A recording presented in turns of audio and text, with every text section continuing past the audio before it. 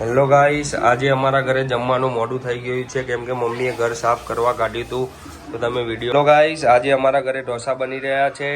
તો ઢોસા માટે જે બટેકાનો મસાલો હોય એના માટે મમ્મી તૈયારી કરી રહી છે.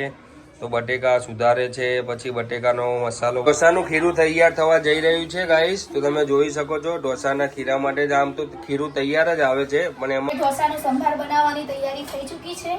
એની રેસીપી હું તમને બતાવીશ. હવે થોડી હળદર નાખીશું આમાં.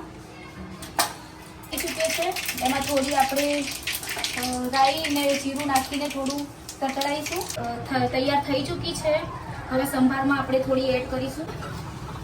હવે બટેકાનો માવો બનાવવાની તૈયારી થઈ ચૂકી છે.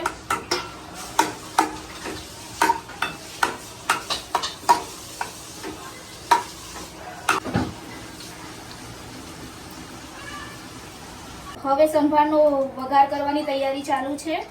સંભારના વઘારમાં જીરું અને રાઈ અને થોડું લાલ મરચું પાવડર કલર ચાલુ થઈ ગયા છે. તો આ ઢોસો ચડી રહ્યો છે. હવે આ થોડી વાર ગરમ થઈને શેકાઈ જાય પછી મમ્મી અમને આપી દેશે તો અમે ખાવા બેસી જઈશું.